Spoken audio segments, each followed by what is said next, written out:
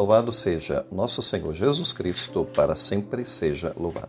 Muito bem, irmãos, então hoje nós vamos meditar esse Evangelho para o dia 7 de setembro, que é o 23º domingo do tempo comum.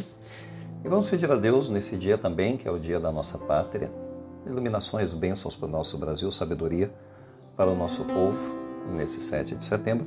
E hoje o Evangelho que nós vamos meditar é Lucas capítulo 14. Não deixe de dar o seu gostei e compartilhar essa reflexão.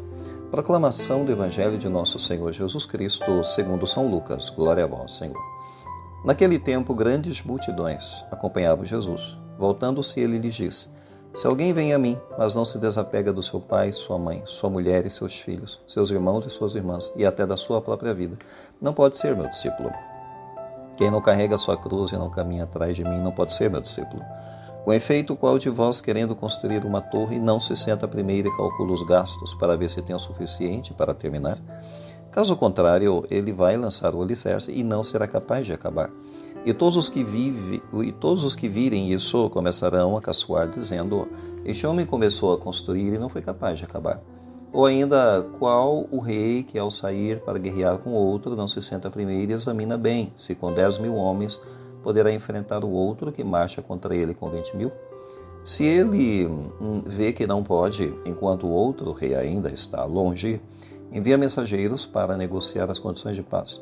Do mesmo modo, portanto, qualquer um de vós, se não renunciar a tudo que tem, não pode ser meu discípulo. Palavra da salvação, glória a vós, Senhor.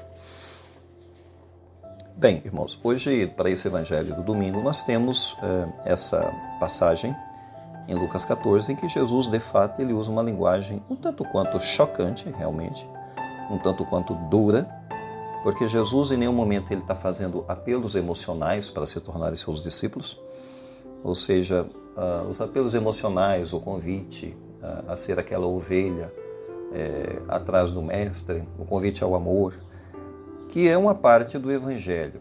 Porém, as palavras hoje são mais duras, porque, na verdade, Jesus olha para a multidão e ele usa uma espécie de filtro.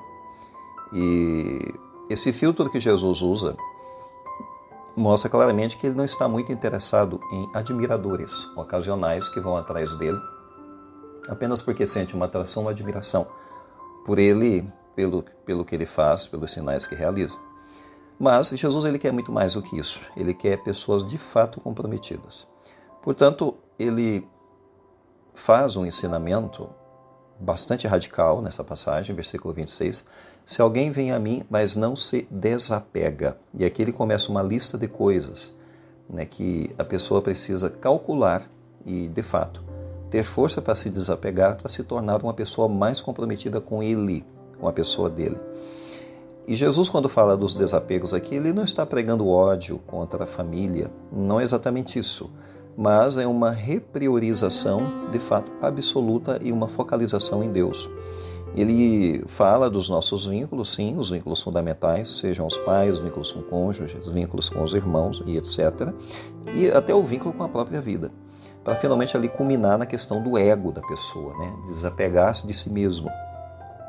Então, tudo isso em função do discipulado, porque o discipulado é o centro.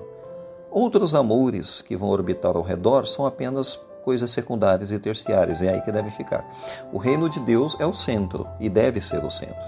Portanto, é um chamado a uma entrega, a uma priorização, a um foco extremamente grande em Deus. Claro, Jesus ele fala da cruz, ele fala da necessidade de se calcular, né, o custo desse compromisso, desse discipulado, porque tem custo. E Jesus usa a imagem da torre, ele usa a imagem de um rei que vai para a guerra, enfim, para demonstrar, portanto, essa questão do custo. Porque a cruz não é apenas suportar uma pequena dor de cabeça na nossa vida, ou um problema cotidiano, que hoje temos o problema, amanhã já não tem mais esse problema. Esse vai e vem, esses altos e baixos da vida, muito simples e muito pequenos.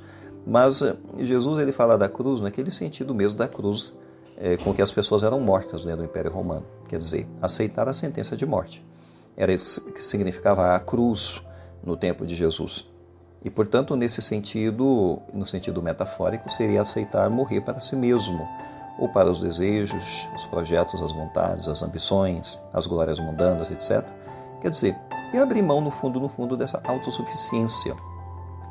Por isso ele usa a imagem das parábolas, né? A parábola da torre e do rei que vai para a guerra, que é um apelo de fato à praticidade, né? Ele não, Jesus ele não quer pessoas que não tenham compromisso, pessoas que não têm essa ligação profunda com ele. Ou seja, ele está convidando a não se comprometer com ele apenas por impulsos emocionais, mas de fato calcular o custo. Quer dizer, é necessário um discernimento aí. Está disposto a renunciar, a perseverar e a obedecer. Claro, porque a pior coisa seria começar uma caminhada com entusiasmo e desistir no meio do caminho. Isso não levaria a lugar nenhum, seria um testemunho frágil. Portanto, Jesus fala da renúncia, no final ele acaba dizendo isso também. Se não renunciar a tudo o que tem, não pode ser meu discípulo, versículo 33. Portanto, não é exatamente vender os bens aqui, mas é muito mais. É viver de fato um desapego radical, é o desapego interior, é mais do que se desfazer dos bens. No fundo, nada nos pertence verdadeiramente, pois a família parece pertencer, nós pertencemos a uma família, mas ela não nos pertence. Nem a nossa vida nos pertence, nem os bens nos pertencem, tudo é de Deus. E a gente sabe que tem que estar tudo à disposição de Deus. Portanto, seria uma mudança de mente, sim. A gente não deve se considerar dono de nada, nós somos apenas mordomos e administradores. Bem. Vamos calcular então o custo, né? Quanto isso custa em nossa vida? Vamos pedir a graça de Deus para que nos ajude a viver esse desprendimento, esse desapego. Louvado seja nosso Senhor Jesus Cristo, para sempre seja louvado.